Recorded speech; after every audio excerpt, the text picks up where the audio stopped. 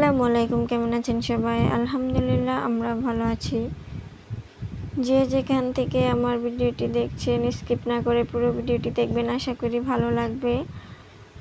তো আজকে আপনাদের মাঝে একটা নতুন ব্লগ নিয়ে চলে আসলাম। আর আমরা সকালবেলা বাবার বাড়ি থেকে চলে আসছি, যেহেতু আম্মা এসে পড়ছে। কালকে বিকেলবেলায় চলে আসছিল আম্মা, তো ভাবলাম যে এসে পড়েছে তো আমরাও আজকে চলে আসি, তো চলে আসলাম। আর আসার পর বড়মশাই মাছ নিয়ে এসেছে, একটা বড় বিকেট মাছ বলে, তো আমরা এটাকে বিকেট মাছই বলি। তো এটার ওজন ছিল 4 কেজি। তো এটা নিয়ে আসছে, এখন কাটতেছি। তো এত বড় মাছ আমি কাটতে পারি না, তবু চেষ্টা করলাম কাটার জন্য। তো প্রথমে ওকে বলছিলাম যে তুমি কাটো, তো ও বলতেছে আমি পারবো না, তুমি কাটো, কাটতে কেটে শেখো। তো কি আর করার, আমি কাটতেছি। তো মাছটা এখন কাটতে খুব কষ্ট হচ্ছিল, কারণ বটিটাও একটু ছোট ছিল আর ধারও একটু কম ছিল। তো মাথাটা কাটতে কাটতে ভিতরে যে পেত্তি বলে ওটা গলে গেছিলো, তো ওটাকে এখন ভালো করে একটু ধুয়ে নিলাম, তা না হলে পুরা মাছ তিতা হয়ে যাবে।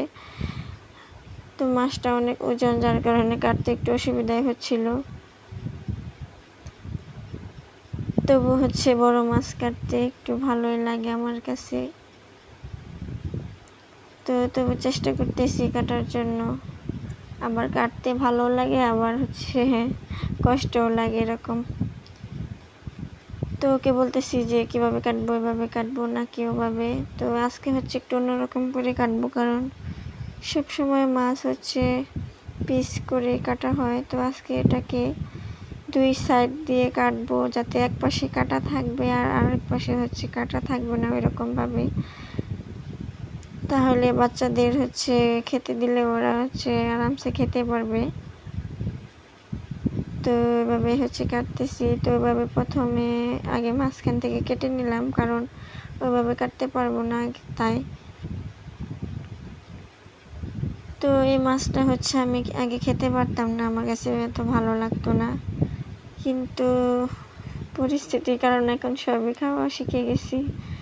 যেরকম বিয়ের আগে ছিলাম জমিদার, আর এখন হলাম মানে কি বলবো, আগে জমিদারি ভাব ছিল আর এখন সেই জমিদারি ভাবটা নেই, কারণ বিয়ের আগে বাবা বাড়িতে থাকা হয়। তো ইচ্ছা রকম ভাবে খেতাম, মানে যেটা পছন্দ সেটাই খেতাম, আর যেটা পছন্দ না সেটা খেতাম না। আর তখনকার রুচির সাথে এখনকার রুচি মিলে না। তো আগে আমি এই মাছটা খেতে পারতাম না, শুধু এই মাছ না, আর অনেক মাছ খেতে পারতাম না। তো বিয়ের পর এখন সব মাছ খাওয়া শিখে গেছি। তো কে কে এই মাছ পছন্দ করেন তারা অবশ্যই কমেন্ট করে জানাবেন, আর কে কে করেন না তারাও কমেন্ট করে জানাবেন। তো যারা আমার চ্যানেলটাকে সাবস্ক্রাইব করে আমার পাশে আছেন তাদেরকে অসংখ্য অসংখ্য ধন্যবাদ। আর যারা এখনও চ্যানেলটাকে সাবস্ক্রাইব করেননি তারা দয়া করে আমার চ্যানেলটাকে সাবস্ক্রাইব করে আমার পাশে থাকবেন। আর আপনারা আমার পাশে থাকলে আমি সামনের দিকে এগোতে পারবো ইনশাল্লাহ। তো এখন মাছটা ভেজে নেব। তো এখানে মাছে সব মশলা দিয়ে দিলাম। তো এখানে একটু পানি দেখলাম বেশি হয়ে গেছে, তো সেটাকে কমিয়ে এখন মাখিয়ে নিচ্ছি। তো যেহেতু বাড়ি থেকে আসার পর রান্না করছিলাম, তরকারিও ছিল, তো এখন ভাবলাম যে আর কিছু করব না, শুধু মাছটাই ভাজি করে ফেলি, আর কিছু করব না। তো মানুষ আমরা 4 জন, তো 4 জনের জন্য 4 পিস মাছ ভাজি করলাম। তো মাছটা ভাজার সময় ভেঙে গিয়েছিল, অনেক নরম ছিল, তো যার কারণে। আর এদিকে আমার ছোট মেয়ে আতা ফল খাচ্ছে, আর বড় মেয়ে বাইরে গেছে আতা ফল হাতে নিয়ে। তো আজকের ভিডিওটা এই পর্যন্ত, সবাই ভালো থাকবেন, আল্লাহ হাফেজ।